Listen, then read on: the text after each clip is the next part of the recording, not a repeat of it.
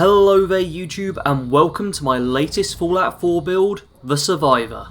If you're watching this on the day it's uploaded, then Merry Christmas.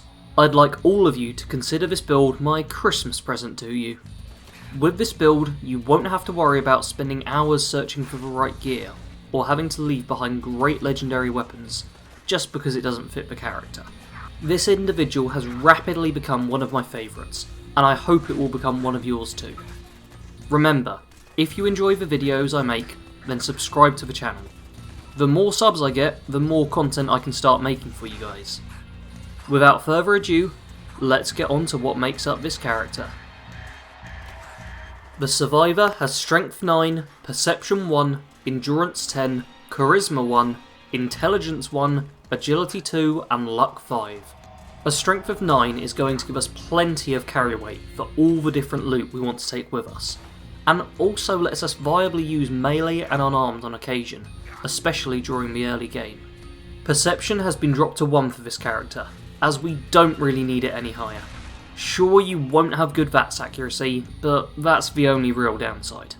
Endurance has been maxed at 10. This shows just how tough the character is, and helps you take a ton of damage. Charisma and Intelligence are both at 1. The Survivor isn't friendly or smart, and quite frankly he doesn't need to be. Any problem or dispute in the Waste can be solved with firepower, so he's not going to worry about planning or talking things out. Agility is at 2 purely for Commando. The extra action points make next to no effect in VATS, but they do give a slight edge while sprinting, getting you from place to place faster. Luck is at 5 in order for us to get Idiot Savant. Other than this, it's difficult to say if a Survivor is lucky or not, so I'll let you guys decide if the stat is representative of the character for yourselves. The essential perks for this character are Heavy Gunner, Rifleman, Gunslinger, Commando and Idiot Savant. Having all 4 of the perks related to gun damage means that we can obliterate enemies with any gun we pick up.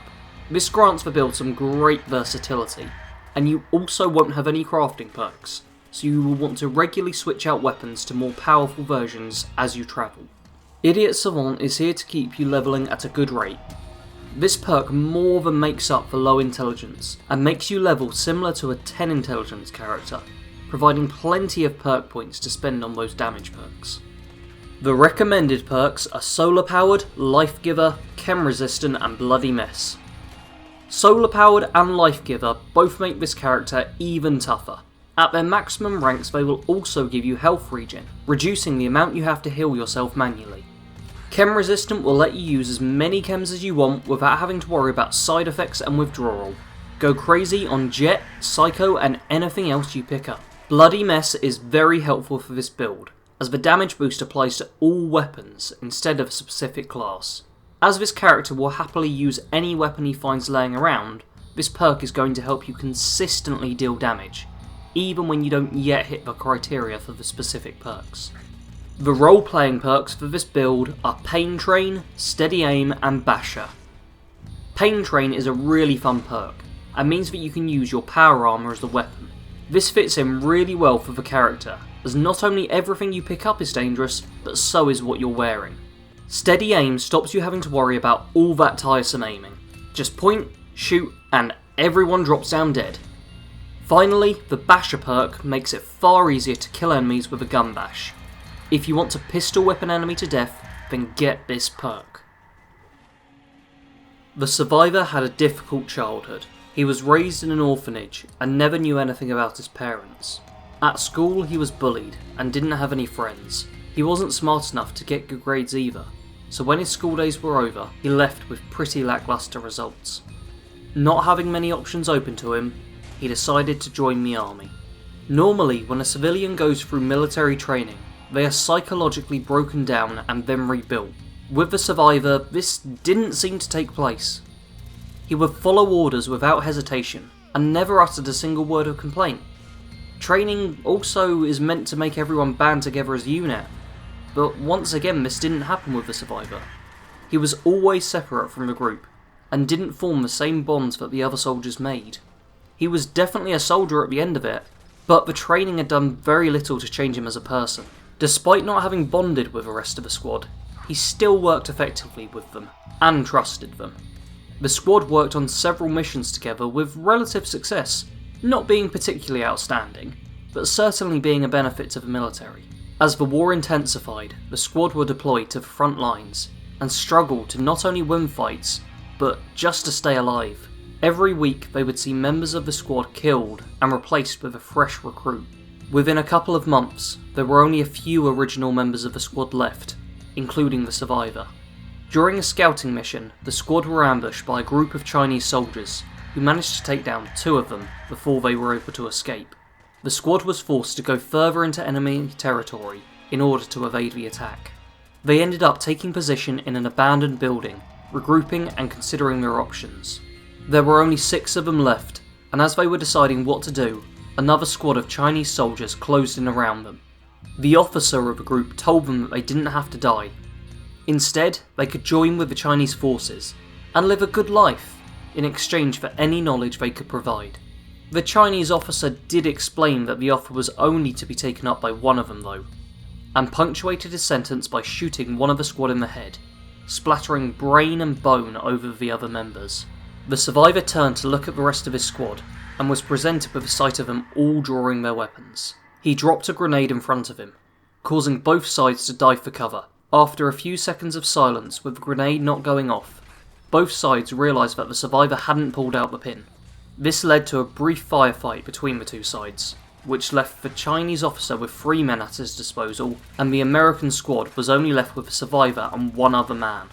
The other member of the squad was one of the soldiers he had been in basic training with, and the survivor offered to make a distraction so that he could attempt to flee. The survivor stood up, preparing himself not only to divert attention away from his squad mate, but also preparing to die. As soon as he was on his feet, he heard a gunshot behind him, and wondered how the Chinese forces had flanked them. A moment later, he realised that the shot had actually come from the other surviving member of his squad.